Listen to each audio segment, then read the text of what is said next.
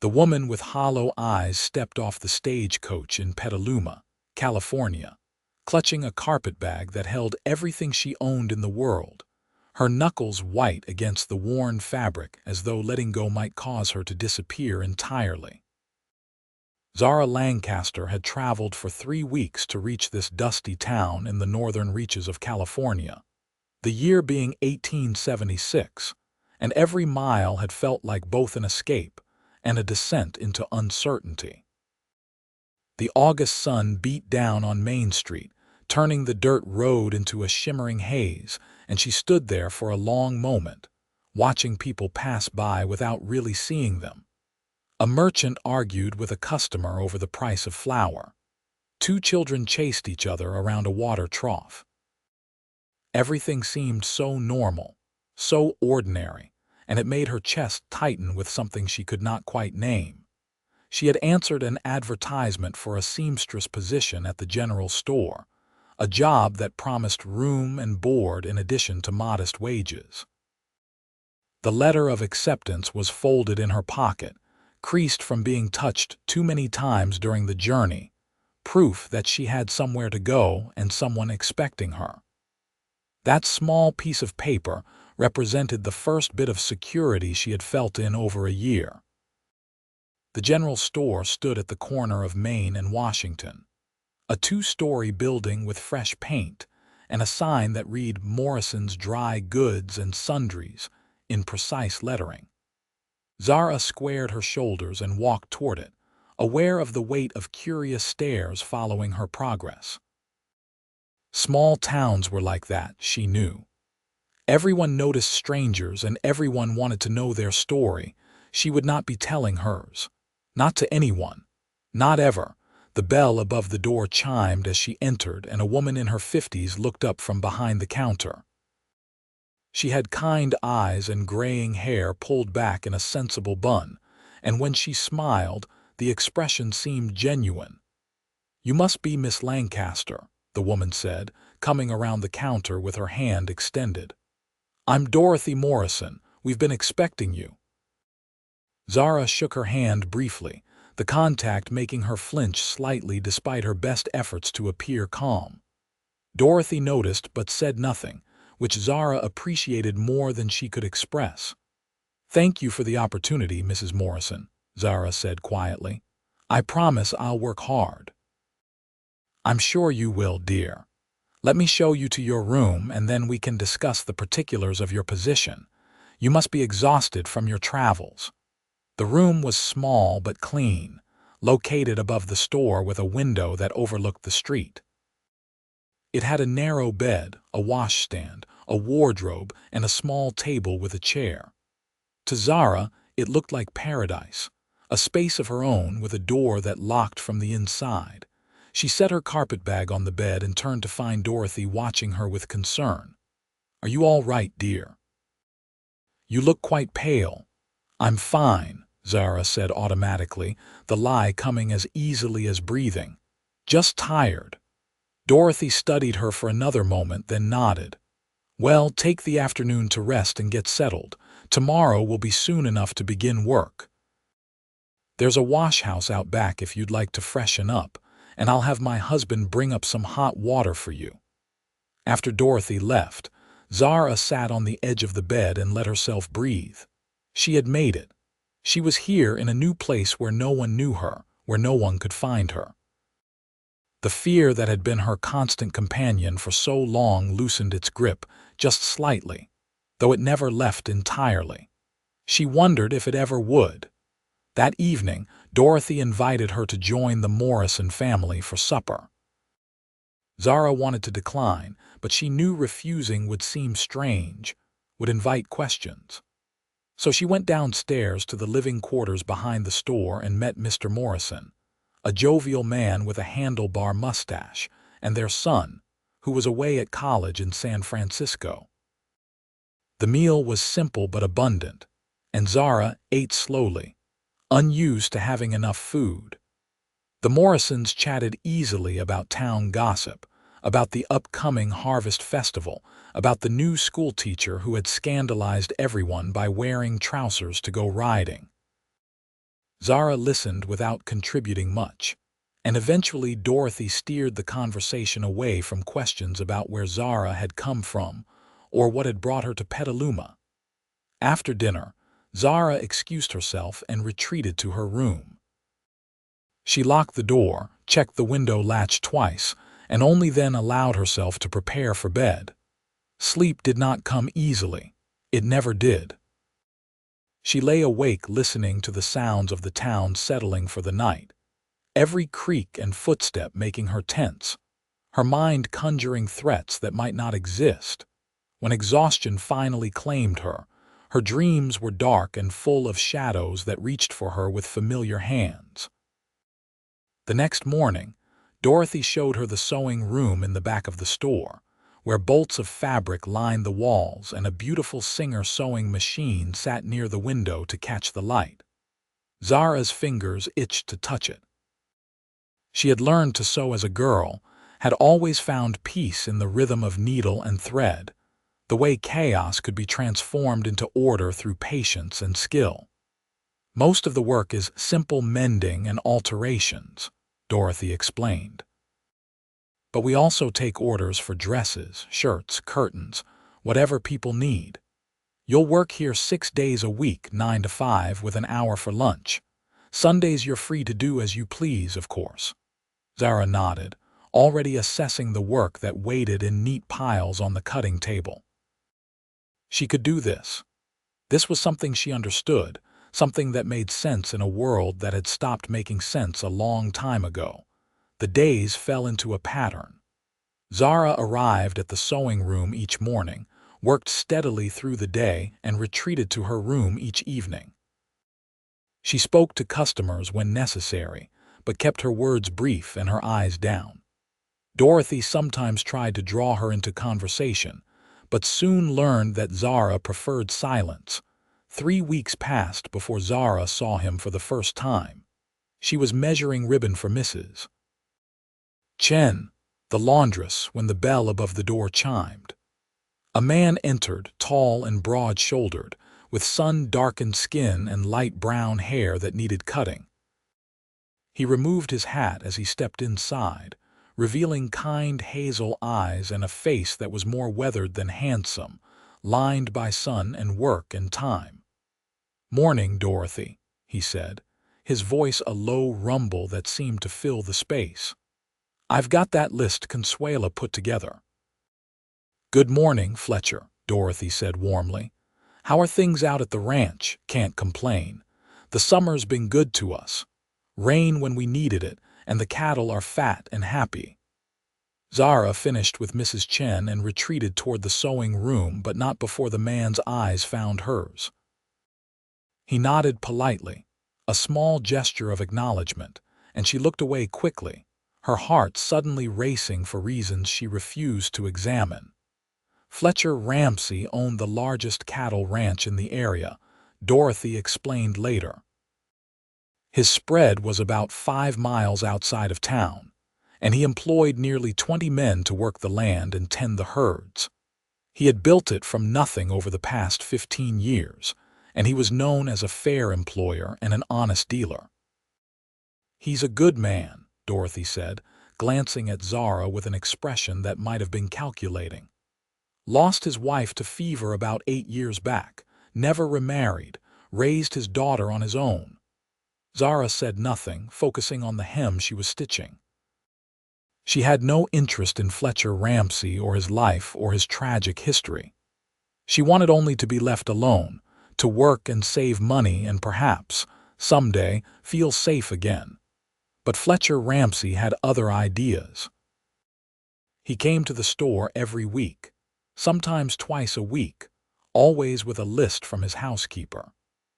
Zara noticed that he lingered longer than necessary, that he found excuses to walk past the sewing room, that his eyes sought her out even when she tried to make herself invisible. It terrified her.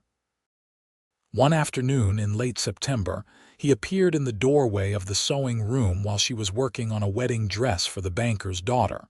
She looked up, startled, her hand going automatically to her throat. "I'm sorry," he said immediately, taking a step back. I didn't mean to frighten you." "You didn't," she lied, her voice barely above a whisper. He held up a shirt with a torn seam. "Consuela said I should bring this to you for mending. Caught it on a fence post." Zara stood and took the shirt from him, careful not to let their fingers touch. "I can have it ready by Friday." "No rush," he said, but he didn't leave. He stood there, hat in his hands, looking at her with an expression she could not read. "You're Miss Lancaster, right? Dorothy's seamstress." "Yes, I'm Fletcher Ramsey. I have a ranch outside of town." "I know." The silence stretched between them. Zara waited for him to leave, willing him to go, but he seemed to be searching for words. Finally, he cleared his throat. "If you ever need anything, Miss Lancaster, anything at all, my ranch is about 5 miles north on the main road. Can't miss it." "The Circle R." "Thank you," she said, not meaning it, just wanting him gone. He nodded and left, and Zara sank back into her chair, her hands shaking. She pressed them flat against the work table and tried to steady her breathing. It was nothing, a simple kindness from a stranger. There was no reason to feel like this, no reason to feel the walls closing in. But she could not shake the feeling that something had shifted, that her carefully constructed walls had developed a crack. Fletcher came back the following week, and the week after that. He always had some small item that needed mending, always found a reason to speak with her. He never pushed, never stood too close, never asked personal questions. He simply existed in her space, steady and patient and utterly undemanding. It confused her. She was used to men who took, who demanded, who used charm or force to get what they wanted. Fletcher did none of those things. He simply showed up, week after week, with his quiet presence and his kind eyes. "Why do you keep coming here?" She asked him finally in early October when he brought yet another shirt for mending. He looked surprised by the question. "I need my shirts mended. Your housekeeper could do that, or any of the other women in town." "I suppose that's true," he admitted, "but I like coming here. I like talking to you. We don't talk. I barely say 2 words to you." "I know," he said, and there was something almost sad in his smile. "But that's all right. I figure when you're ready to talk, you will. Until then, I'm content just to see you're doing well." Zara stared at him, unable to comprehend this logic. "You don't know anything about me." "I know you work hard. I know you're kind to Dorothy and the customers. I know you're careful and precise in your work. I know you're scared of something, though I don't know what. I know you deserve better than whatever put that look in your eyes." His words hit her like a physical blow. She stepped back, the shirt falling from her hands. "You don't know anything," she whispered. "You're right," he said gently. I'm sorry, I shouldn't have spoken out of turn." He left then, and Zara stood alone in the sewing room, her chest tight and her eyes burning with tears she refused to shed. She picked up the shirt with trembling hands and carried it to the work table. The fabric was soft, worn from use, and it smelled faintly of wood smoke and leather and something indefinably male. She should refuse to mend it. She should tell Dorothy to inform Fletcher Ramsey that his business was no longer welcome. She should protect herself, maintain the distance she had worked so hard to establish. Instead, she mended the shirt with the finest stitches she had ever sewn, her needle moving in and out of the fabric like a whispered prayer. She did not understand why, could not have explained it even to herself, but something in Fletcher's words had reached past her defenses and touched a place she thought had died. When he came to collect the shirt the following week, she handed it to him without meeting his eyes. "Thank you," he said. "How much do I owe you?" "Nothing. Consider it a gift." He was quiet for a long moment. "Miss Lancaster, I wonder if I might ask you something." Every muscle in her body tensed. "What?" "Would you consider coming out to the ranch for Sunday dinner? My daughter Consuela does most of the cooking now, and she's been after me to invite more people. It would just be a meal, nothing more. I could bring you back to town before dark." "No," Zara said immediately. "Thank you, but no." "All right," Fletcher said without argument. "The invitation stands if you change your mind." He left, and Zara felt the absence of his presence like a cold wind. She told herself she had made the right choice, that getting close to anyone was a mistake, that she needed to protect herself. But that night, lying in her narrow bed, she allowed herself to wonder what it might be like to sit at a family table, to share a meal with people who did not hurt her, to feel normal again even for an afternoon. The wondering terrified her more than anything. October gave way to November, and the weather turned cold. Zara bought warmer clothes from the store, using the wages Dorothy paid her every week. She was careful with her money, saving most of it in a tin box she kept hidden in the wardrobe. Someday she might need to run again, and she wanted to be prepared. Fletcher continued his weekly visits. He never again asked her to dinner, but he always had a kind word, always treated her with respect. Slowly, so slowly she barely noticed, Zara began to relax in his presence. She asked him about the ranch, about his work, about the weather and the cattle. He answered her questions with patience, never pushing for more than she offered. One afternoon in late November, Dorothy asked Zara to deliver a package to the saloon keeper's wife, who lived in the house behind the establishment. Zara agreed, though she dreaded walking past the saloon itself, dreaded the sounds of male voices and laughter that spilled from the swinging doors. She hurried past with her head down, clutching the package to her chest. She was almost clear when a man stumbled out, drunk despite the early hour. He caught sight of her and grinned. "Well now, what have we here? A pretty little thing all alone." Zara tried to walk faster, but he moved to block her path. He was young, maybe 25, with mean eyes and the smell of whiskey heavy on his breath. "I'm talking to you," he said, reaching for her arm. Zara jerked back, the package falling to the ground. "Don't touch me, feisty." "I like that." He grabbed her wrist, his fingers digging in hard enough to bruise. "Why don't you and me go somewhere private and get to know each other better?" Terror exploded through her system. For a moment she was somewhere else, someone else, and the grip on her wrist belonged to someone whose face haunted her nightmares. She opened her mouth to scream, but no sound came out. "Let her go." The voice was quiet, but it carried weight. Fletcher stood a few feet away, his posture relaxed, but his eyes hard as flint. He must have been at the feed store across the street. The drunk looked Fletcher up and down, clearly calculating his chances.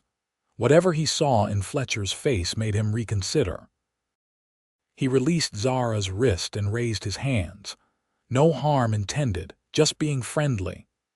"Go sleep it off," Fletcher said. It was not a suggestion. The man muttered something and stumbled back into the saloon. Zara stood frozen, her wrist throbbing, her breath coming in short gasps. Fletcher approached slowly, his movements careful and deliberate. "Are you hurt?" he asked. She shook her head, not trusting her voice. "May I see your wrist?" She extended it wordlessly. His touch was gentle as he examined the red marks already forming, his calloused fingers warm against her skin. The contact should have frightened her, but instead it anchored her, pulled her back from the edge of panic. "You'll have bruises," he said quietly, "but nothing's broken. Come on. Let's get you back to the store." He picked up the fallen package and offered her his arm. After a moment's hesitation, she took it, grateful for the support because her legs felt unsteady. They walked in silence, and when they reached Morrison's, Fletcher spoke to Dorothy in a low voice while Zara sat in a chair in the back room, trying to stop shaking. Dorothy brought her tea with honey and sat with her until the worst of the reaction passed. "That was Charlie Sutton," she said. "He's a no-good drunk, but he's mostly harmless. Still, I'm glad Fletcher was there." "He's always there," Zara heard herself say. Yes, Dorothy agreed. He is, isn't he? That evening there was a knock on Zara's door. She opened it to find Fletcher standing in the hallway, hat in his hands, looking uncertain in a way she had never seen him. "I wanted to make sure you were all right," he said. "Dorothy said you were pretty shaken up." "I'm fine." "With respect, Miss Lancaster, you don't look fine." Something in her broke then, some last defense that had been holding everything in. "What do you want from me?" she asked, her voice raw. "Why do you keep coming around? Why do you care?" Fletcher was quiet for a long moment.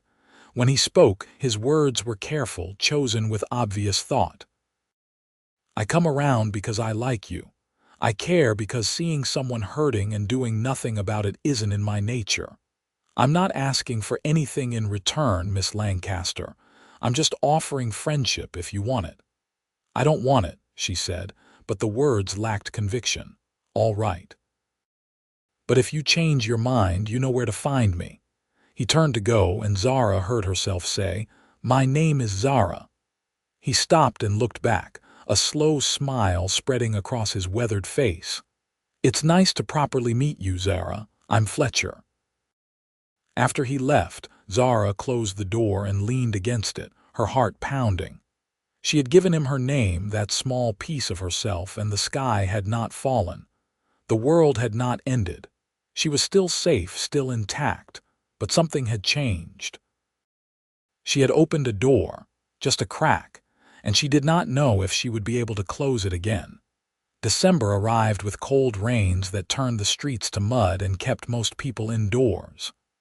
Business at the store slowed, which gave Zara more time for the intricate work she preferred. She made a dress for Dorothy's niece, who was getting married in the spring, and the detailed embroidery kept her hands and mind occupied. Fletcher still came every week, though he no longer needed to invent reasons. He would stop by the sewing room, exchange a few words with Zara, and leave. The conversations were brief but genuine, and Zara found herself looking forward to his visits in a way that both pleased and frightened her. One rainy afternoon, he arrived looking troubled. Zara glanced up from her work and immediately knew something was wrong. "What is it?" she asked before she could stop herself. Fletcher seemed surprised that she had noticed. "One of my men got thrown from his horse this morning, broke his arm in 2 places. I had to ride him into town to see the doctor, and I've been worrying about how he's going to manage. He sends most of his wages back to his mother in Texas. Can't afford to be laid up." "That's terrible," Zara said. "Will he be all right?" "Doc says he'll heal, but it'll take time. I'll keep him on payroll, of course, but I know he'll fret about not earning his keep." The compassion in Fletcher's voice, the genuine concern for his employees' welfare, struck something deep in Zara's chest. This was a good man. The realization was not new, but it hit her with fresh force. He was good and kind and decent, everything she had thought no longer existed in the world. "You care about your people," she said softly. "They work hard for me. It's only right I look after them." He paused, studying her face. "Zara, can I ask you something personal? You don't have to answer if you don't want to." She tensed immediately but nodded. "The way you reacted when Charlie Sutton grabbed you last month, that wasn't just fear of a stranger, was it?" Zara's hands stilled on her work. She could feel Fletcher's eyes on her, patient and concerned. For a long moment she said nothing, and when she finally spoke, her voice was barely audible. "No, it wasn't." Fletcher waited, giving her space to continue or not as she chose. Zara stared down at the fabric in her lap, the tiny stitches blurring together. She had never told anyone what had happened, had thought she never would, but something about Fletcher's steady presence made her want to try. "I was married," she said finally, "before I came here, to a man who seemed kind at first, charming. Everyone liked him. I thought I was lucky." She fell silent, and Fletcher remained quiet, simply listening. "He changed after the wedding. Or maybe he didn't change. Maybe I just finally saw who he really was. He was cruel. Violent. He liked having power over me, liked making me afraid. I stayed for 2 years because I didn't know where else to go, because he said he would find me if I left, because I believed him when he said it was my fault. The words came faster now, spilling out like poison from a wound. He died in a farming accident last spring. I didn't cry. I just packed my things and left, traveled as far as I could with the little money I had hidden away. I thought if I could get far enough, I could forget. But I can't. I'm always waiting for someone to grab me, to hurt me, to prove that kindness is just a lie. When she finally looked up, Fletcher's face was carefully controlled, but she could see the anger burning in his eyes. Not at her, she realized. For her. "I'm sorry," he said, his voice rough. "I'm sorry that happened to you. I'm sorry anyone ever made you feel that way. And I'm sorrier than I can say that my being around might have made you uncomfortable. If you want me to stop visiting, I will." "No," Zara said, surprising herself. "Don't stop, please. I think I need you to keep coming around. I think I need to learn that not all men are like him." Fletcher nodded slowly. "I'll keep coming then. And Zara, you were right to leave. It wasn't your fault what he did. None of it was your fault. You understand that?" She wanted to believe him. More than anything, she wanted to believe that the darkness of the past 2 years was not something she had deserved or caused. But believing it felt like too big a leap.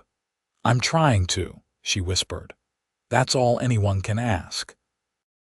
After Fletcher left that day, Zara sat in the sewing room for a long time, not working, just thinking. She had told him. She had given voice to the nightmare that had defined her life for so long, and he had not judged her, had not blamed her, had not looked at her differently. If anything, his eyes had held only compassion and a fierce protectiveness that made her feel simultaneously vulnerable and safe. It was the safe feeling that frightened her most. She did not know how to trust it, how to believe it would last. Christmas approached, and Petaluma transformed into something almost magical. Wreaths appeared on doors, candles glowed in windows, and the general store did brisk business in ribbons and lace and small luxuries. Dorothy asked Zara to help decorate, and together they strung garland and hung glass ornaments that caught the light and threw rainbows across the walls. On Christmas Eve, Fletcher appeared at the store just before closing. He carried a small package wrapped in brown paper and tied with string. "Merry Christmas, Zara," he said, handing it to her. She stared at the package, uncertain. "I didn't get you anything. I didn't expect you to. This is just something I thought you might like. You don't have to open it now if you don't want to." After he left, Zara took the package upstairs to her room. She set it on the table and looked at it for a long time before finally untying the string. Inside was a beautiful wooden sewing box, small enough to be portable but large enough to hold a good collection of supplies. The wood was smooth and dark, carefully crafted, with tiny brass hinges and a fitted interior that had compartments for thread, needles, scissors, and other tools. It was the most thoughtful gift anyone had ever given her. Zara ran her fingers over the polished surface, feeling the care that had gone into making it. This was not something purchased on a whim. This was something made specifically for her, with attention to what she would need and use. She held the box to her chest and allowed herself to cry. Not the silent, painful tears of grief and fear that had been her companions for so long, but something different. Something that felt almost like gratitude, like the first fragile shoots of hope pushing through frozen ground. The new year arrived with clear skies and crisp cold. Zara had been in Petaluma for 5 months, and she had to admit, hesitantly, that she was beginning to feel settled. She knew the rhythm of the town, knew her customers, knew that she could walk down Main Street without panic overwhelming her. Fletcher's visits had become the highlight of her week. They talked more now, real conversations about everything and nothing. He told her about ranch life, about the challenges of managing so much land and so many people.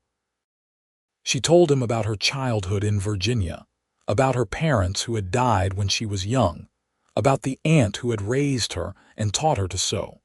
She did not speak of her husband again, and Fletcher did not ask. But his patience and gentleness were slowly teaching her what she had forgotten: that a man's hands could be used for building instead of breaking, that a man's strength could protect instead of harm. In late January, Fletcher appeared at the store looking uncertain.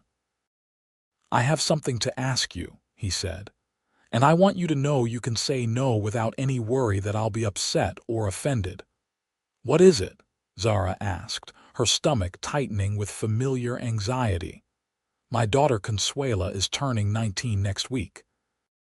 She wants to have a small party, just a few friends and neighbors. She asked if I would invite you. She's heard me talk about you, and she's curious to meet the woman who does such fine work." Zara's immediate instinct was to refuse. The thought of going to Fletcher's ranch, of being surrounded by strangers, of being so far from the safety of town, made her heart race. But she thought about the sewing box upstairs, about the patient way Fletcher had earned her trust inch by careful inch, and she heard herself say, "I'd like that." Fletcher's face lit up. "Really? You'll come?" "Yes, if the offer still stands for you to bring me back before dark. Of course, I'll come get you next Saturday around noon if that works for you." The week passed both too quickly and too slowly. Zara found herself alternately excited and terrified about the prospect of visiting the ranch. She made a shawl for Consuela as a birthday gift, using soft wool in a deep blue that would complement any complexion. The work soothed her nerves and gave her hands something to do besides shake. Saturday arrived cold and bright. Zara dressed carefully in her best dress, a simple gray wool that she had altered to fit properly, and wrapped herself in her warmest cloak. When Fletcher arrived with the wagon, he helped her up to the seat with careful courtesy. The drive to the ranch took about 45 minutes. Fletcher pointed out landmarks along the way, keeping up an easy flow of conversation that required little response from Zara. She appreciated his understanding that she was nervous, appreciated that he did not try to force her to relax, but simply gave her time and space to adjust. The ranch, when it came into view, took her breath away. The house was larger than she had expected, a sturdy two-story structure built of wood and stone, with a wraparound porch and smoke curling from two chimneys.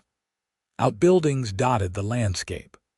A massive barn, a bunkhouse, corrals where horses stood watching their approach with pricked ears.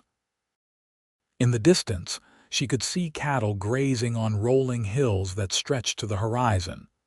"This is all yours?" she asked. "Every acre," Fletcher said with quiet pride. "It wasn't much when I started, just a small piece and big dreams. But I've built it into something solid, something that will last." A young woman appeared on the porch as they pulled up. She was beautiful, with long, dark hair and warm, brown eyes, her smile bright and welcoming. She hurried down the steps as Fletcher helped Zara from the wagon.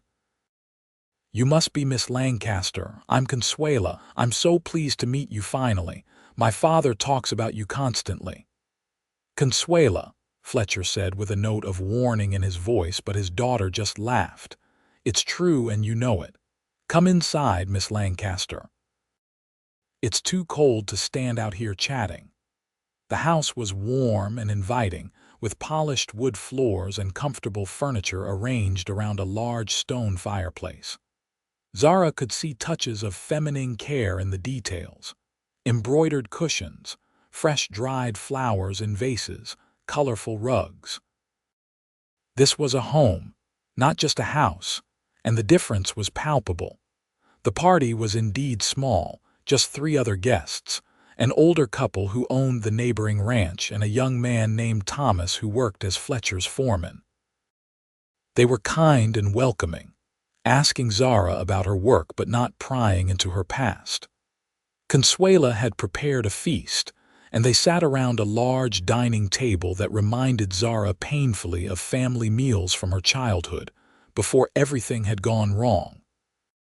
She watched Fletcher interact with his daughter, saw the love and respect between them, saw how he praised her cooking and made sure she sat down to enjoy the meal instead of constantly serving everyone else.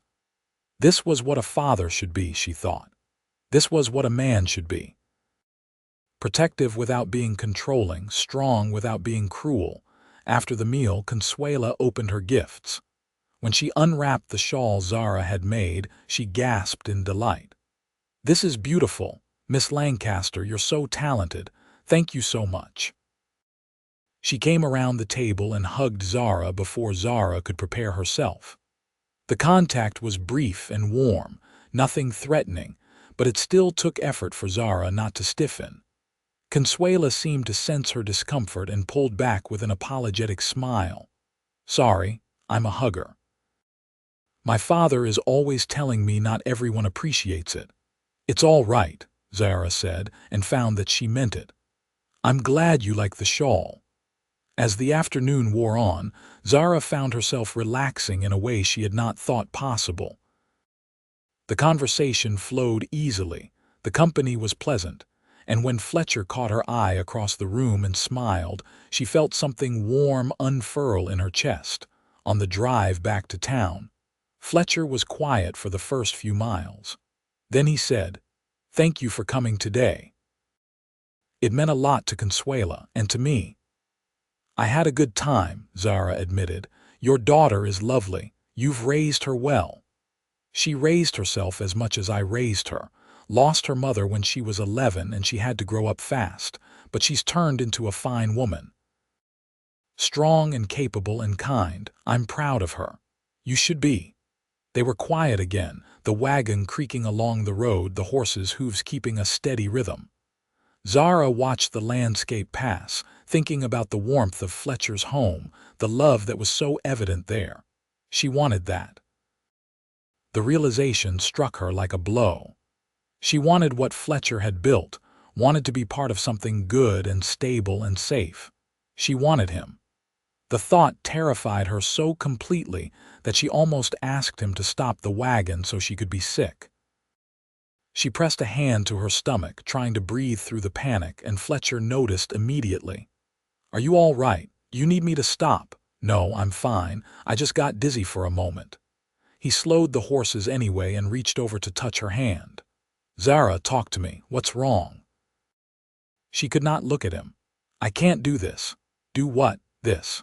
Whatever this is between us, I can't. I'm too damaged, too broken. You deserve someone whole, someone who isn't constantly afraid of shadows." Fletcher was quiet for a long moment. When he spoke, his voice was gentle but firm. "First of all, you're not broken. You're healing, and that's different. Second, you don't get to decide what I deserve. I'm a grown man and I know my own mind. And third, whatever this is between us, it's yours to control. If you want to keep it as friendship, that's fine. If you want more someday, I'll be here. If you want me to back off entirely, I'll respect that too. But don't push me away because you think you're doing me a favor." Zara finally looked at him, her eyes burning with unshed tears. "I don't know how to do this. I don't know how to trust someone again. I don't know how to believe that kindness is real and not just a trap." "Then let me show you," Fletcher said. "However long it takes, whatever you need. Let me show you that kindness is real, that trust is possible, that you're safe with me."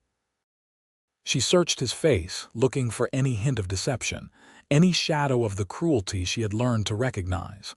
But all she saw was honest affection, patience, and a determination that took her breath away. "I'm scared," she whispered. "I know. But scared doesn't mean no. Scared just means we go slow. Can you do slow?" After a long moment, Zara nodded. "I can try." Fletcher smiled, and it transformed his whole face. "That's all I'm asking." The rest of the drive passed in comfortable silence. When they reached town, Fletcher helped her down from the wagon and walked her to the store. At the door, he took her hand and raised it to his lips, pressing the lightest of kisses to her knuckles. "Thank you for today," he said. "For coming to the ranch, for being honest with me, for giving this a chance." He left before she could respond, and Zara climbed the stairs to her room in a daze. She sat on the edge of her bed, her hand still tingling from his kiss, and wondered if it was possible to be terrified and hopeful at the same time.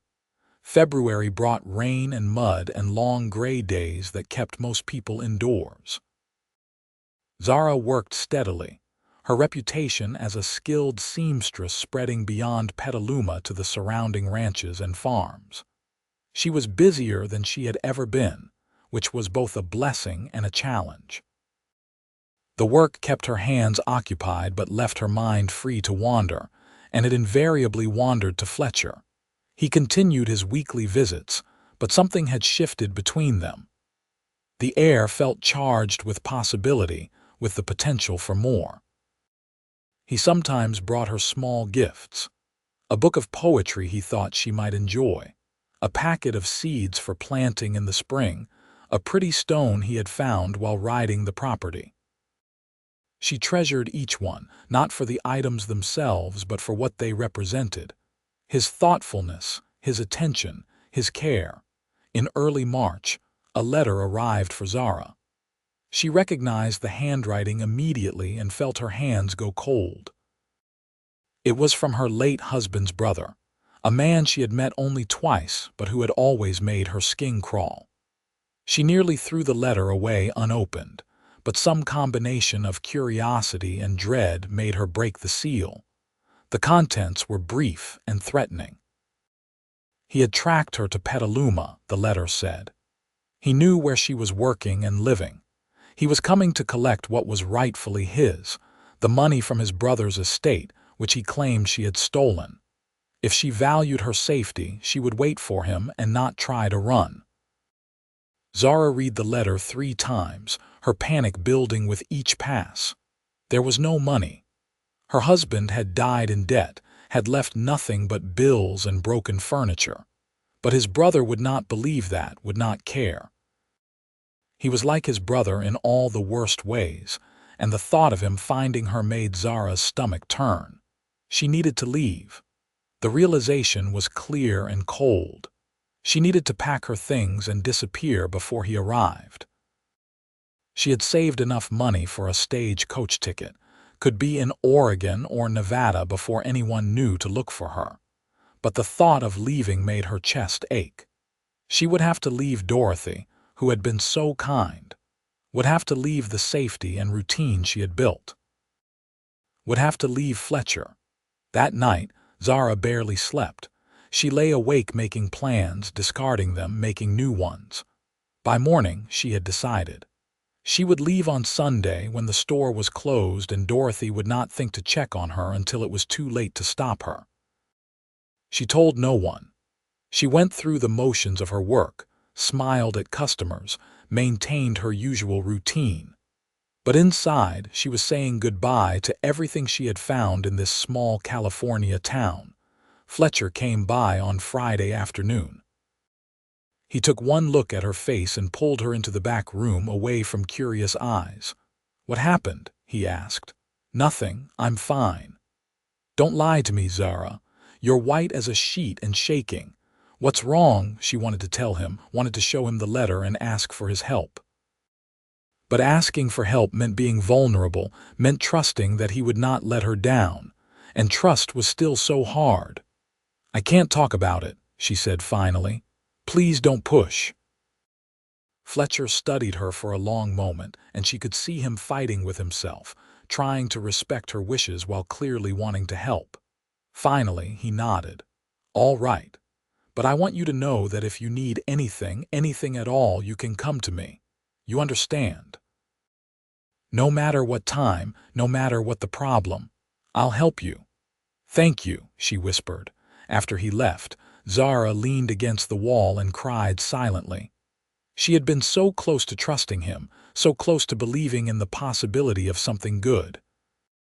But her past had found her, as she had always known it would, and now she had to run again. Saturday passed in a blur. Zara worked mechanically, her mind elsewhere. That evening she packed her carpetbag, leaving out only what she would wear the next day. She counted her money one last time, making sure she had enough. Then she sat at her window and watched the street below, memorizing details she knew she would miss. She did not expect to see Fletcher ride into town as the sun was setting. He dismounted in front of the store and looked up at her window as though he had known she would be there. Their eyes met, and even from this distance, she could see the concern on his face. A moment later, there was a knock on her door. She considered not answering, but she knew Fletcher would not leave until she did. She opened the door to find him standing there, hat in his hands, his expression serious. "May I come in?" he asked. She hesitated, then stepped back to allow him entry. He saw the packed carpetbag immediately, and his jaw tightened. "You're leaving." It was not a question, but Zara nodded anyway. "Why?" She handed him the letter without speaking. He read it slowly, and she watched the anger build in his face, saw his hands clench around the paper hard enough to crumple it. "When is he coming?" Fletcher asked, his voice carefully controlled. "I don't know. The letter was dated 2 weeks ago. He could already be here." "And you were going to run without telling anyone, without asking for help." "I can't drag you into my problems, Fletcher. This is my burden to carry." He looked at her then with an expression she could not quite read. "Do you really think so little of me? Do you really believe I would let you face this alone? I think you've already done more than enough. I think you have a life and a daughter and a ranch to worry about. I think I'm not worth the trouble." Fletcher set the letter down on the table and took a step toward her. He moved slowly, giving her time to retreat if she wanted, but Zara found herself rooted in place. He reached out and cupped her face in his hands, his touch so gentle it made her throat tight. "Listen to me, Zara Lancaster. You are worth every bit of trouble and more. You are kind and strong and brave, and you deserve to be protected and cherished. I'm not going to let some bastard who thinks he has a claim on you drive you away from the life you've built here. Do you understand me? You can't stop him," Zara whispered. "He's dangerous. So am I when someone I care about is threatened." Fletcher's eyes were fierce. "Stay, please, let me help you. We'll figure this out together." "How?" Zara asked, desperately wanting to believe but unable to see a path forward. "First, you're going to move out to the ranch. You'll be safer there with me and my men around. Second, I'm going to have a conversation with the sheriff. Let him know what's happening. Third, when this brother of yours shows up, he's going to find out that you're under my protection, and if he has a problem with that, he can take it up with me." Zara shook her head.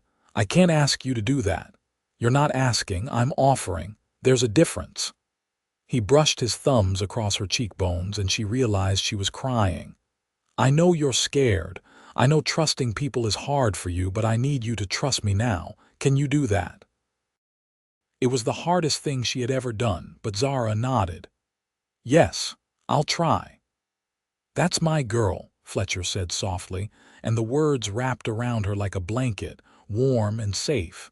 They left for the ranch that night, Zara's few possessions loaded into Fletcher's wagon. Dorothy was surprised but supportive when Fletcher explained the situation in vague terms, promising to keep an eye out for any strangers asking about Zara. The ranch was dark when they arrived, most of the hands already asleep in the bunkhouse. Fletcher carried Zara's things into the house, and Consuela appeared in her nightgown, rubbing sleep from her eyes. "Papa, what's going on?" "Miss Lancaster is going to be staying with us for a while," Fletcher said. "Can you get the guest room ready?" Consuela looked between her father and Zara, her sharp eyes taking in Zara's tear-stained face and frightened expression. "Of course. Let me just get some fresh linens." The guest room was on the second floor, down the hall from Consuela's room and across from Fletcher's. It was simply furnished but comfortable, with a large bed and a window that looked out over the front yard. Consuela made up the bed with quick efficiency, then touched Zara's arm gently. "Whatever's happening, you're safe here," she said. "My father won't let anyone hurt you, neither will I." After Consuela left, Fletcher lingered in the doorway. "Try to get some rest. We'll sort everything out in the morning. If you need anything during the night, my door is right across the hall." "Fletcher," Zara said as he started to leave, "thank you for everything." He smiled, tired but genuine. "You don't have to thank me for doing what's right." That night, for the first time in longer than she could remember, Zara slept soundly. There was something about being in Fletcher's home, surrounded by his presence and his protection, that quieted the constant anxiety that had become her normal state. She dreamed, but the dreams were gentle, full of warmth and light instead of shadows and pain. She woke to sunlight streaming through the window and the smell of coffee and bacon drifting up from the kitchen. For a moment, she was disoriented, unable to remember where she was. Then memory returned, and with it, a sense of peace she had not expected. Downstairs, Consuela was cooking breakfast while Fletcher sat at the table reading a newspaper. They both looked up when Zara entered, and Fletcher immediately stood, pulling out a chair for her. "How did you sleep?" he asked. "Better than I have in years," Zara admitted. "Good. Eat some breakfast, and then we'll ride into town to talk to Sheriff Matthews." The food was delicious, but Zara could barely taste it. Her mind was already spinning ahead, worrying about what the sheriff would say, whether he would believe her story, whether he would think she was overreacting or lying. Fletcher seemed to sense her anxiety because he reached across the table and covered her hand with his. "It's going to be all right," he said firmly. "I promise you that." Sheriff Matthews was a gruff man in his 50s with iron gray hair and sharp blue eyes that missed nothing. He listened to Zara's story without interrupting, occasionally making notes in a small book. When she finished, he sat back and crossed his arms. "So this brother-in-law of yours thinks you have money that belongs to him?" "Yes, but there is no money. My husband died owing more than he owned. I left with nothing but the clothes on my back." "And this letter," the sheriff tapped the paper Fletcher had handed him, "is definitely threatening." "Can you do anything?" Fletcher asked. "Can you stop him from coming here? Not based on a letter alone. Man's got the right to travel where he wants. But if he shows up and causes trouble, harasses Miss Lancaster or makes threats, then we can arrest him for disturbing the peace or assault." The sheriff looked at Zara with something like sympathy. "Best thing you can do is stay out of sight, stay safe. If he comes to town asking about you, I'll make it clear you're under protection and he needs to move along." It was not the reassurance Zara had hoped for, but it was better than nothing. They thanked the sheriff and left, Fletcher's hand steady at the small of her back as they walked to the wagon. "He's right, you know," Fletcher said as they drove back toward the ranch. "Best thing is for you to stay at the ranch until this blows over. Keep your head down and let me handle this if he shows up." "I feel like I'm hiding," Zara said, "like I'm being a coward. You're being smart. There's a difference between running away and choosing your battles." He glanced at her. "Besides, you're not alone in this. You've got me and Consuela and all my ranch hands. That's got to count for something." It counted for more than Zara could express. For the first time in her life, she had people who cared about her welfare, who were willing to stand between her and danger. The realization was overwhelming in the best possible way. The next few weeks settled into a new routine. Zara helped Consuela with the household tasks, learning to cook and clean in a proper home instead of the single room she had occupied at the store. She sewed in the afternoons, working on projects for the ranch hands who were grateful to have someone who could mend their worn clothes properly. Fletcher was always nearby, never intrusive but constantly present. They took walks in the evenings when the work was done, talking about everything and nothing. He told her about building the ranch from scratch, about the lean years and the good ones, about his late wife who had been strong and brave and had died too young. Zara found herself sharing more of her own past, not just the dark parts but the good memories too, and Fletcher listened with genuine interest. One evening in late March, they were sitting on the porch watching the sunset paint the sky in shades of orange and pink.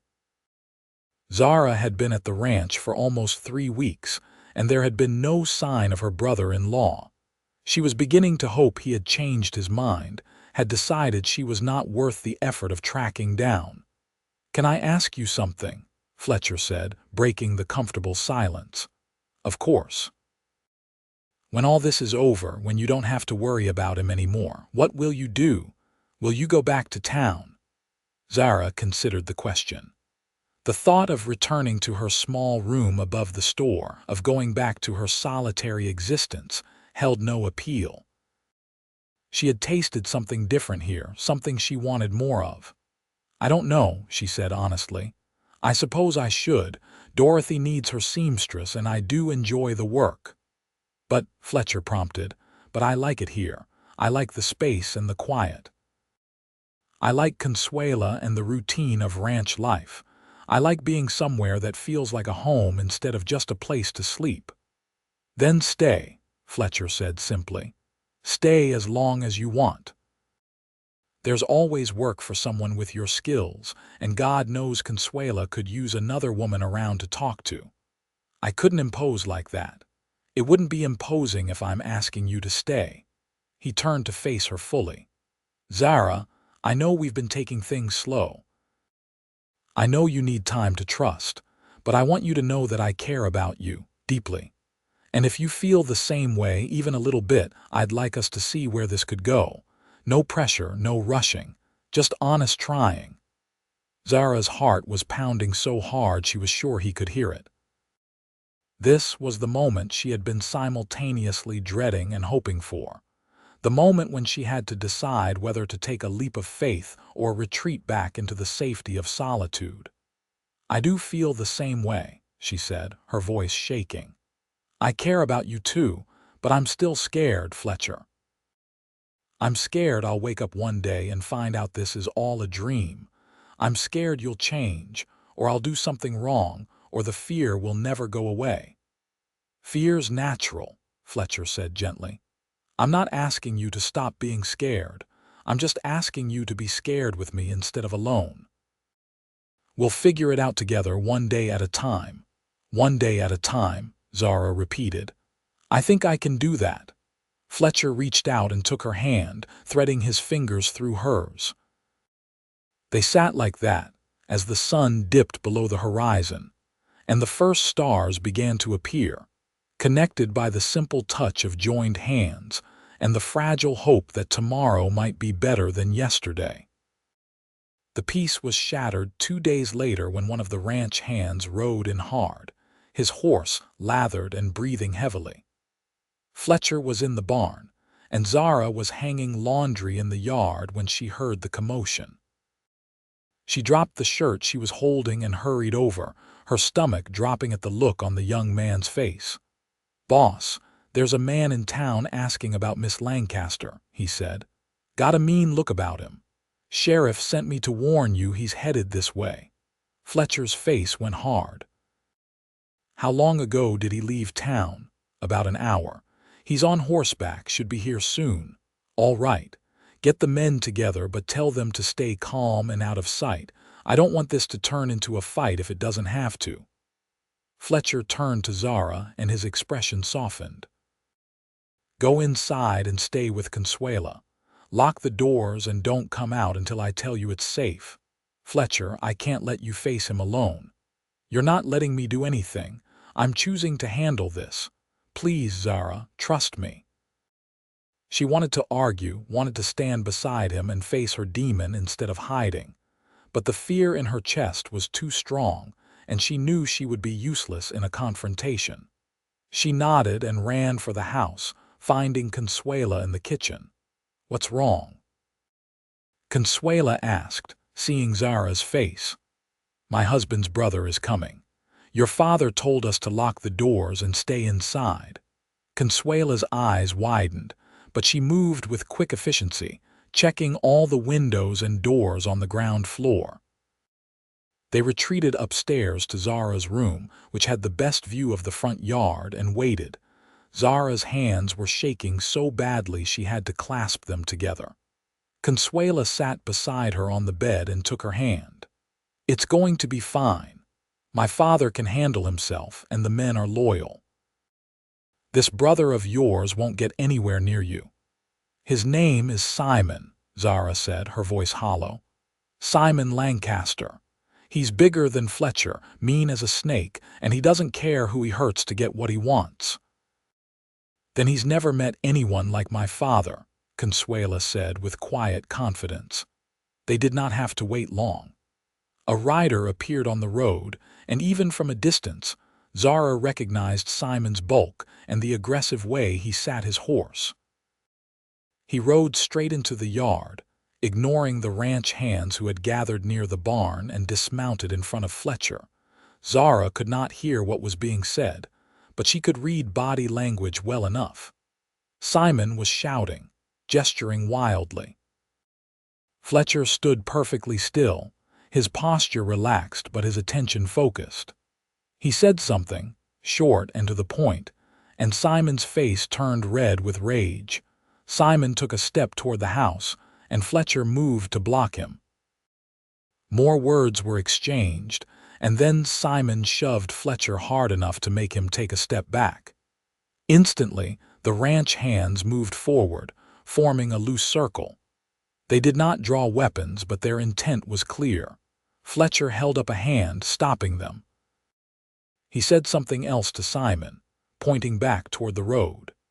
Simon looked around at the assembled men, clearly calculating his odds. Whatever he saw convinced him he was outmatched because he spat on the ground at Fletcher's feet and turned back to his horse. But before mounting, he looked up at the house, his eyes scanning the windows. Zara knew the moment he spotted her. His face twisted into an ugly smile, and he pointed directly at her. She could not hear his words, but she could read his lips. "I'll be back." Then he mounted and rode away, pushing his horse into a gallop. Fletcher watched him go, making sure he was truly leaving before turning to the house. He looked up at Zara's window and gave a small nod, letting her know it was safe. Zara's legs gave out and she sank to the floor. Consuela sat beside her, wrapping an arm around her shoulders. "He's gone. You're safe." "He said he'll be back," Zara whispered. "Then my father will deal with him again, and again if necessary, but he's not going to let that man touch you. You have to believe that." Fletcher came upstairs a few minutes later. He knocked softly on the door, and Consuela let him in. He crossed immediately to where Zara sat on the floor and crouched in front of her, his hands gentle on her arms. "Are you all right?" "What did he say?" "What did he want?" "The money, like we figured. I told him there wasn't any, that you left your husband's estate with nothing. He didn't believe me. Said you owed him for his brother's death, that you should have taken better care of him." Rage flooded through Zara, hot and sharp. "Take care of him. He beat me. He made my life hell. I'm glad he's dead." "I know, sweetheart, I know." Fletcher pulled her against his chest, and Zara let herself collapse into his embrace. "I told Simon that you're under my protection now, that he needs to leave you alone and leave this county. He didn't take it well."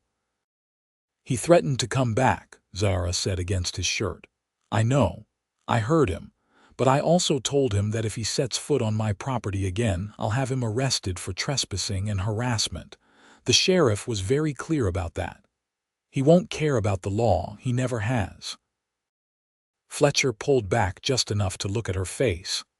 "Then we'll deal with it when the time comes. But Zara, you need to understand something. You're not alone in this. You've got me, and I'm not going anywhere. I will stand between you and that man every single time. He will not hurt you. Not while I'm breathing." The conviction in his voice, the absolute certainty, broke something loose in Zara's chest. She had never had anyone fight for her before, had never been important enough to someone that they would put themselves in harm's way on her behalf. And Fletcher was doing exactly that, had done it without hesitation, would do it again. "I don't deserve you," she whispered. "You deserve so much more than I could ever give you, but I'll spend the rest of my life trying if you'll let me." Zara looked into his hazel eyes and saw nothing but honesty and affection and determination. The fear was still there, would probably always be there to some degree, but it was being crowded out by something stronger, something that felt suspiciously like love. "Kiss me," she said. Fletcher went very still. "Are you sure?" "I'm sure. I want to replace the bad memories with good ones. I want to know what it feels like to be kissed by someone who actually cares about me." He cupped her face in his hands, his touch reverent, and leaned in slowly. The kiss was soft and sweet and gentle, nothing demanding or aggressive. Just a simple connection, a promise, a beginning. When he pulled back, Zara was crying again, but these were different tears. These were tears of relief and gratitude and the first fragile stirrings of joy. "Thank you," she whispered. "For what? For being patient, for being kind, for showing me that good men exist. I'm not perfect, Zara. I've made mistakes, got a temper when pushed, can be stubborn as hell. But I promise you this, I will never hurt you, I will never make you afraid. And I will always, always have your back." She believed him. Against all odds, despite everything she had been through, she believed him. And that belief felt like the first warm day after a long winter, full of promise and possibility. The next few days were tense. Everyone on the ranch was on alert, watching for any sign of Simon's return. Fletcher hired 2 extra men to patrol the property at night, and he made sure Zara was never alone. She appreciated the precautions even as she chafed at the restrictions. But Simon did not return. A week passed, then 2. Sheriff Matthews sent word that Simon had been seen boarding a stagecoach heading east, apparently giving up on his quest for non-existent money. Zara wanted to believe it was over, but something in her gut said otherwise. Meanwhile, her relationship with Fletcher continued to deepen. They spent every evening together, talking and laughing and learning each other's quirks and habits. He was teaching her to ride, patient with her nervousness around the large animals. She was teaching him about books and poetry, reading aloud to him in the evenings while he worked on ranch accounts. Consuela watched them with barely concealed delight. "You make my father happy," she told Zara one afternoon while they were baking bread. "I haven't seen him like this since before my mother died." "He makes me happy too," Zara admitted. "I didn't think I could feel this way again. I didn't think I deserved to." "Everyone deserves happiness, Miss Lancaster, especially people who have had more than their share of pain. Please call me Zara. We're friends, aren't we?" Consuela smiled brightly.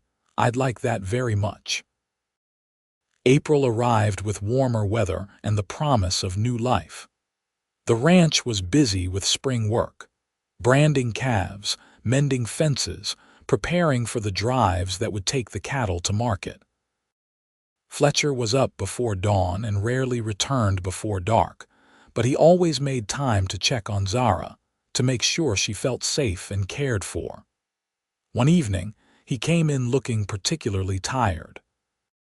Zara had been helping Consuela with dinner, and she immediately went to him, touching his arm with concern. "You're exhausted. Sit down and let me get you some coffee." He smiled and caught her hand, raising it to his lips for a quick kiss. "What would I do without you?" "Probably work yourself into an early grave," she said, trying to sound stern despite the flutter in her chest at his casual affection. Over dinner, Fletcher announced that he needed to take a group of hands on a 3-day trip to the northern part of the property to check on the herds there. He looked at Zara with regret. I hate to leave you, but it can't be helped. Some of the men reported seeing signs of wolves, and I need to assess the situation. I'll be fine, Zara assured him, even though the thought of him being gone made her anxious. Consuela and I will keep each other company. I'm leaving Thomas and 6 men here. They'll watch the house and make sure you're safe. And if anything, and I mean anything, seems wrong, I want you to send someone for me immediately. Understood? Understood. Fletcher left before dawn the next morning. He stopped by Zara's room to say goodbye, finding her already awake despite the early hour. Couldn't sleep, he asked softly, stepping into the room. I kept thinking about you leaving. I know it's silly. It's only 3 days. It's not silly. He sat on the edge of her bed and Zara moved to sit beside him.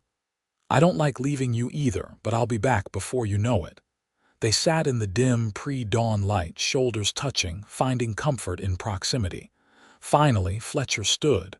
I need to go. The men are waiting. But Zara. Yes.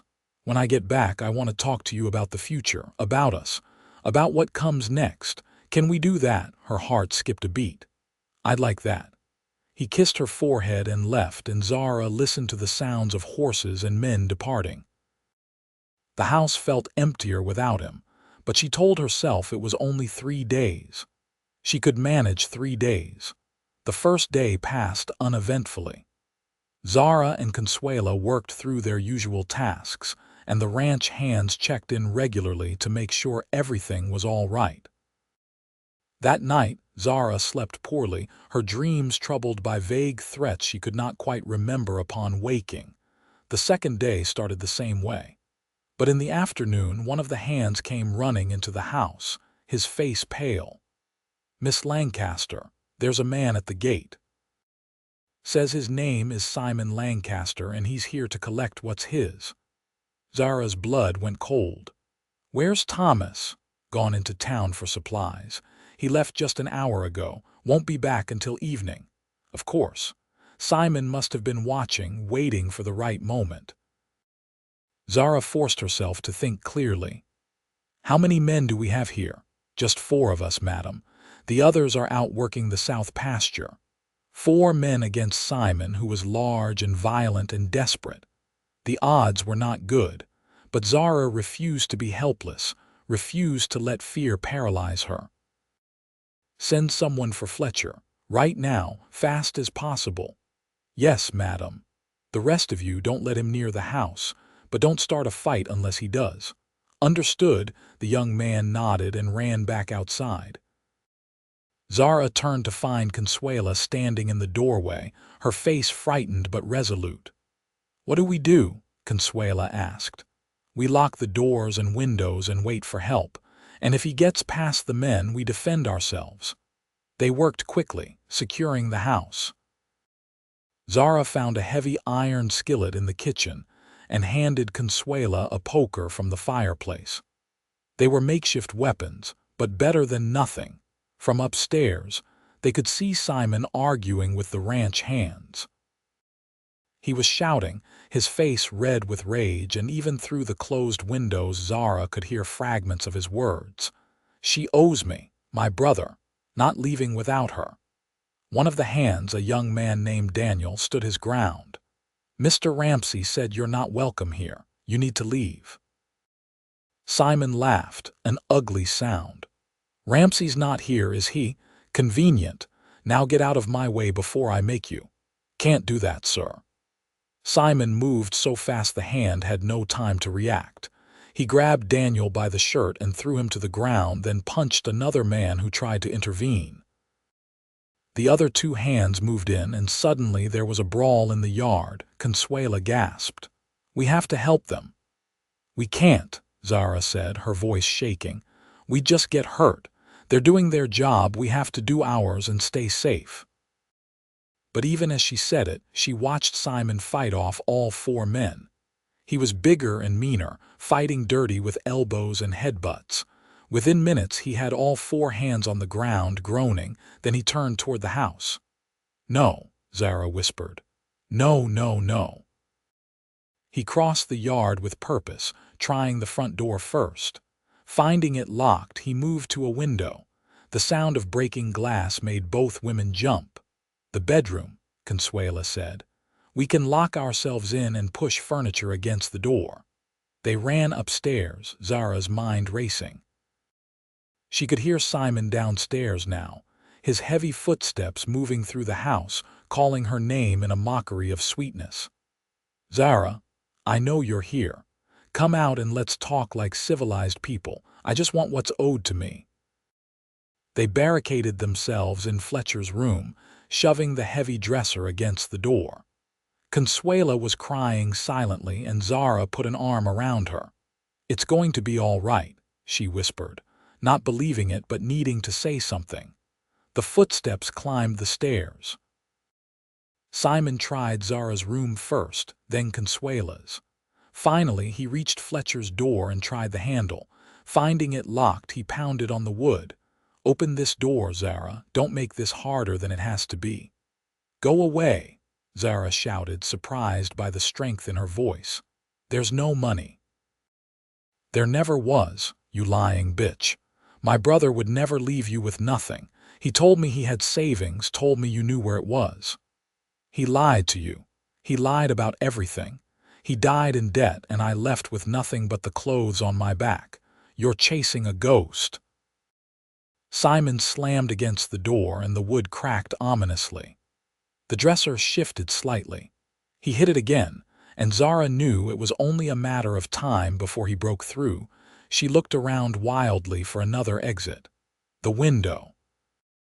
It was a long drop to the ground, but the porch roof was directly below. If they could get out there, they might be able to climb down. "Consuela, help me with the window." They struggled with the sash, finally getting it open.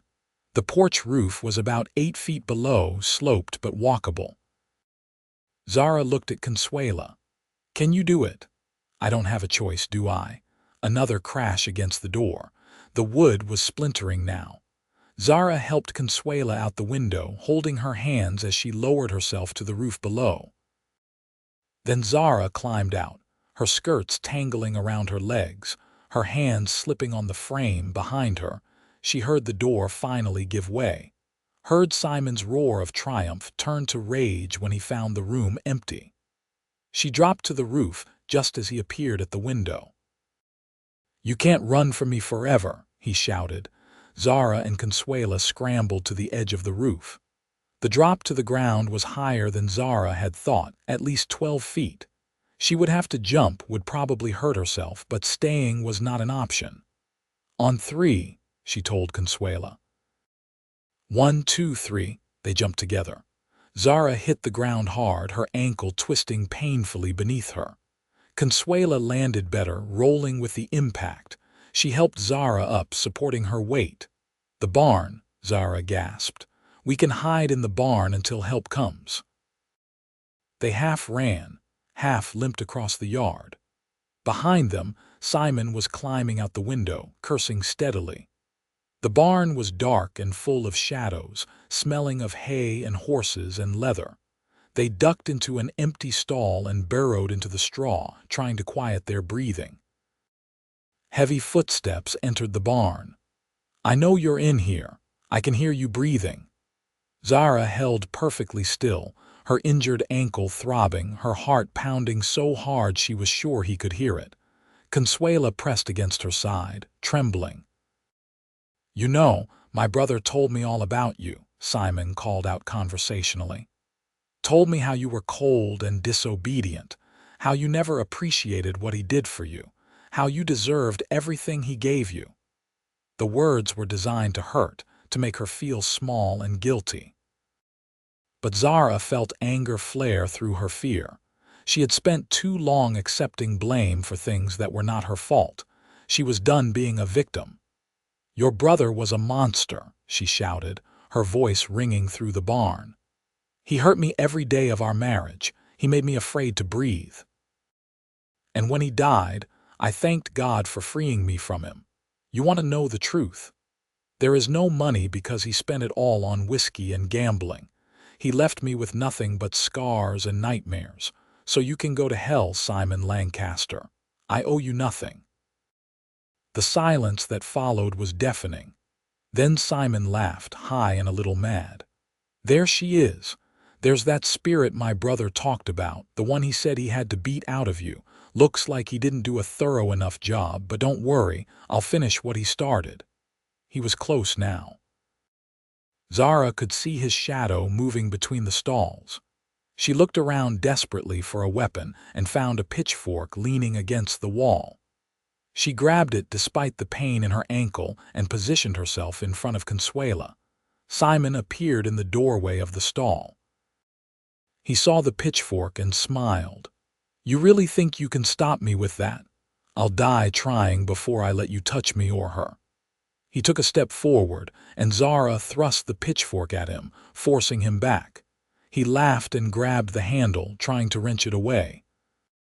They struggled, Zara holding on with every ounce of strength she had.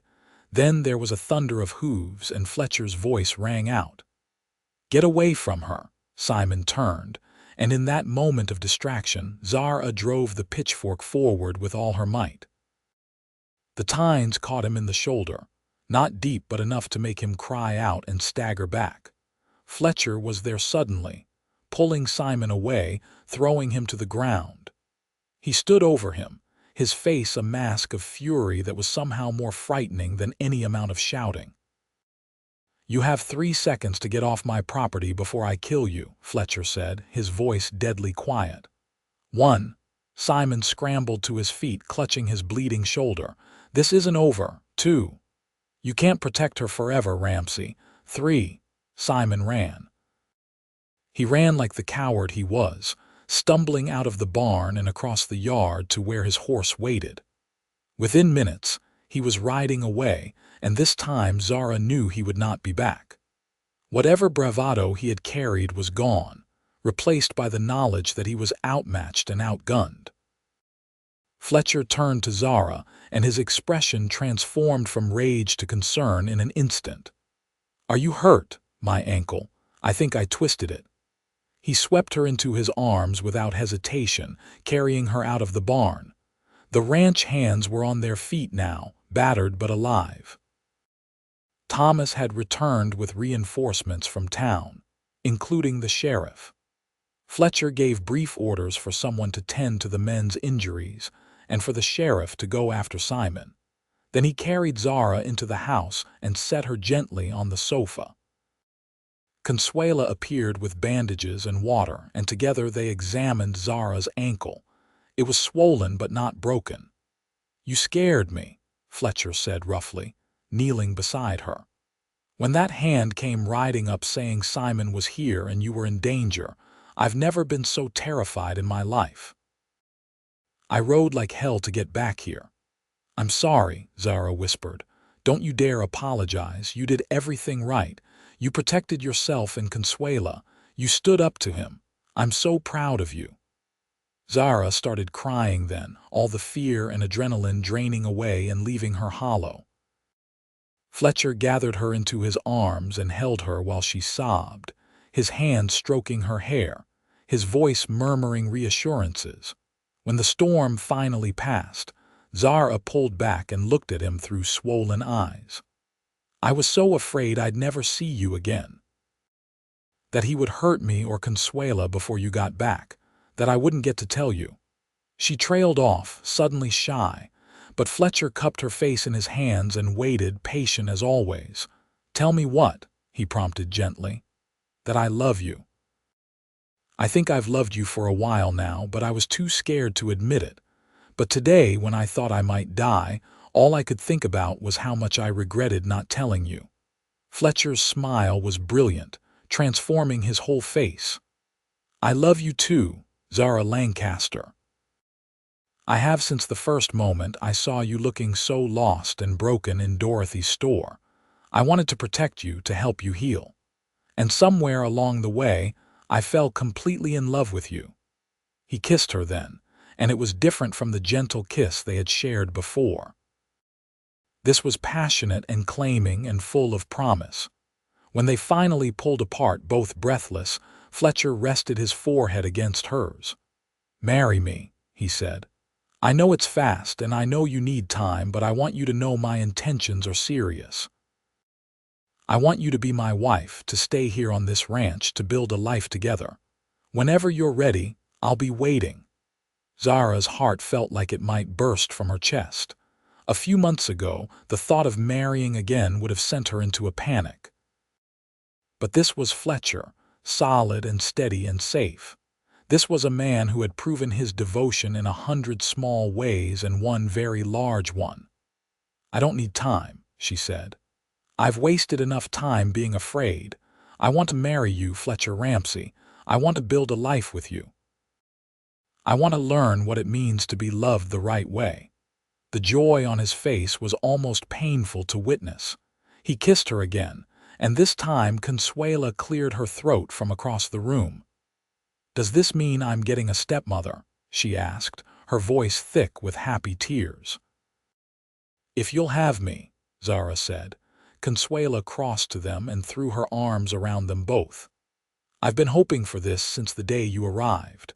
Welcome to the family, Zara." That night, Sheriff Matthews returned with the news that Simon had been apprehended trying to leave the county. He would be charged with assault, trespassing, and destruction of property. Between that and his outstanding warrants in other states, he would be spending a long time in prison. "You won't have to worry about him anymore," the sheriff told Zara. "He's done." And just like that, the shadow that had hung over Zara for so long was gone. She was free, truly free for the first time in years. Free to love, free to trust, free to build a future without fear. Fletcher and Zara were married 3 weeks later in a small ceremony at the ranch. Dorothy came from town, along with several of the townspeople who had become friends. The pastor from the local church performed the ceremony on the front porch, with wildflowers decorating the railings and the spring sunshine warming everything it touched. Zara wore a dress she had made herself, simple and elegant in ivory silk. Consuela stood beside her as maid of honor, beaming with happiness. Fletcher wore his Sunday best, his hair freshly cut, his eyes never leaving Zara's face. When the pastor asked if she took this man to be her lawfully wedded husband, Zara's voice was clear and strong.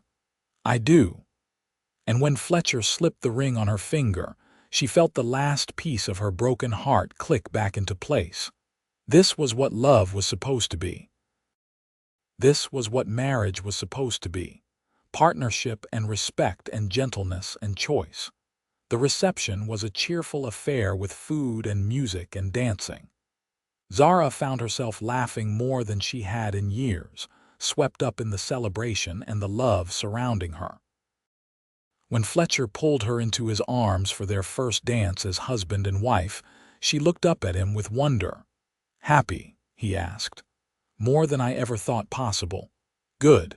Because I plan to spend the rest of my life making sure you stay that way." They honeymooned at the ranch, neither wanting to leave the place that had become their sanctuary. Those first days of marriage were full of discovery and tenderness as they learned each other's bodies and hearts. Fletcher was patient and gentle, always checking to make sure Zara was comfortable, never pushing for more than she was ready to give. One night, lying in his arms in the bed they now shared, Zara traced patterns on his chest and thought about how far she had come. From the broken woman who had stepped off the stagecoach in August to the loved and cherished wife she was now, the journey felt both impossible and inevitable. "What are you thinking about?" Fletcher asked, his fingers combing through her hair. "How lucky I am. How grateful. How much I love this life we're building. I'm the lucky one. You've brought light and warmth into a house that needed both. You've given me a reason to look forward to coming home every night. What do you think the future holds for us?" Zara asked. Fletcher was quiet for a moment, considering. "I think we'll work this ranch together. I think we'll raise cattle and horses and maybe some children, if we're blessed that way. I think we'll grow old together, sitting on that porch and watching our grandchildren play in the yard. I think we'll build something that lasts, something good and true." "I like that future," Zara said softly. "Then let's make it happen, one day at a time, just like we've been doing." The seasons turned, spring giving way to summer and then autumn. Zara settled fully into her role as Fletcher's wife and Consuela's stepmother. She managed the household with quiet efficiency, still sewed for pleasure and profit, and learned the ins and outs of ranch management. Fletcher consulted her on business decisions, valuing her intelligence and insight. Together, they made the Circle R even more prosperous than it had been. In the fall, Consuela announced her engagement to Thomas, the ranch foreman. Fletcher gave them his blessing with barely concealed delight, and Zara helped plan a winter wedding that was beautiful despite the cold. Watching Consuela marry a good man who clearly adored her, Zara felt a deep satisfaction. She had helped this young woman, had been there for her, and now she got to see her embark on her own happy life. With Consuela married and moving into the foreman's cottage with Thomas, the big house felt emptier. But it was not long before Zara realized she was pregnant. She had been nervous about telling Fletcher, worried about how he would react, but his joy was immediate and profound. "A baby," he kept saying, his hands gentle on her still flat stomach. "We're going to have a baby." "Are you happy?" Zara asked, needing to hear it. Happy doesn't begin to cover it. Thrilled, amazed, terrified, all of it. The pregnancy was easier than Zara had feared. Fletcher was attentive without being smothering, and Consuela stopped by daily to check on her and help with whatever was needed. The whole ranch seemed to buzz with excitement about the coming addition. In early May of 1877, Zara went into labor. It was long and difficult, and there were moments when Zara was sure she could not do it. But Fletcher stayed by her side the entire time, holding her hand, encouraging her, being the steady presence she needed. When the baby finally arrived, the midwife announced, "It's a boy." A healthy, strong boy. Zara held her son for the first time and felt a love so fierce it took her breath away. He had a thick cap of dark hair and Fletcher's nose. When Fletcher took him, cradling him with the confidence of a man who had done this before, the look of wonder on his face made Zara's heart overflow.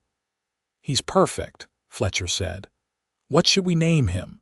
They had discussed names, but Zara had a new thought. "What was your father's name?" "James." "Why?" "I think we should call him James. James Ramsey. It's a strong name for a strong boy." "James," Fletcher repeated, trying it out. "I like it. James Fletcher Ramsey. Welcome to the world, son." Those first months with a newborn were exhausting and magical in equal measure. Zara learned to function on little sleep, to nurse and change and soothe. Fletcher helped when he could, walking the floor with James in the middle of the night, changing diapers without complaint, doing whatever was needed.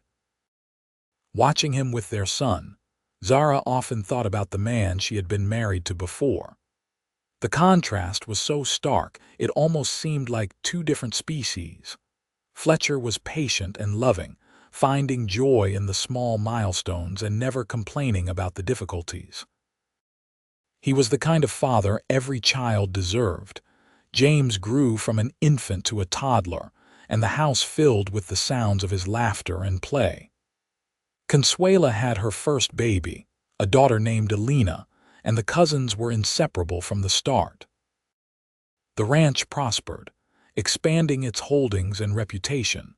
On their 5th anniversary, Fletcher and Zara sat on the porch watching the sunset, just as they had done so many times before. James was asleep inside, worn out from a day of helping his father around the ranch. Zara leaned against Fletcher's shoulder, content in a way she had never imagined possible. "You ever regret it?" Fletcher asked. "Staying here, marrying me, giving up the life you might have had somewhere else?" Zara looked at him in surprise. "Regret it? "Fletcher, you saved my life. Not just physically, but in every way that matters. You taught me to trust again, to love again. You gave me a home and a family and a reason to be happy. I could never regret that. I just want to make sure you're happy, that this life is enough for you." "Enough," Zara shook her head. "It's more than enough. It's everything." She kissed him, soft and sweet, and felt his arms come around her. After all this time, his touch still made her feel safe and cherished. She had come so far from the frightened woman who had arrived in Petaluma, and while the journey had been difficult, every step had been worth it. The years continued to pass, full and rich. Zara and Fletcher had 2 more children, a daughter they named Sarah, and another son they called Daniel. The house was never quiet, full of the noise and chaos of family life. The ranch grew under Fletcher's capable management and Zara's sharp business sense. They became pillars of the community, known for their fairness and generosity.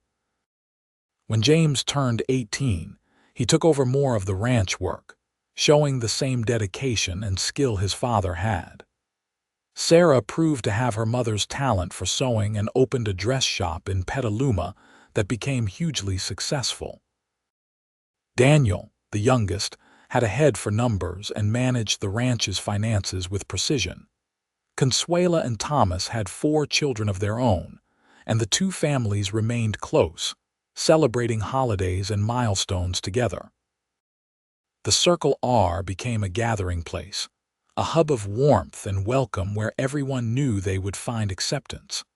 As Zara and Fletcher grew older, their hair graying and their movements slowing, they often sat on the porch in the evenings and reflected on the life they had built. The ranch that had once been Fletcher's alone had become a true family enterprise, with each member contributing their unique gifts. "You remember the day you first came to the store?" Fletcher asked one evening, his hand warm in Zara's. "You looked so scared, so lost. I wanted to help you even then, though I didn't know how." "I remember," Zara said. "I remember thinking you were too good to be true. I was waiting for you to show your true colors, to reveal yourself as just another man who wanted to hurt me. But I never did."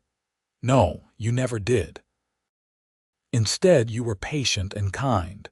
You earned my trust slowly, never pushing, always respecting my boundaries. You showed me what real love looks like." "We've had a good life, haven't we?" Fletcher said. "The best life. Better than I ever dreamed possible." They sat in comfortable silence, watching the sun paint the sky in shades of gold and pink. In the distance, they could see their grandchildren playing in the yard, their laughter carrying on the evening breeze.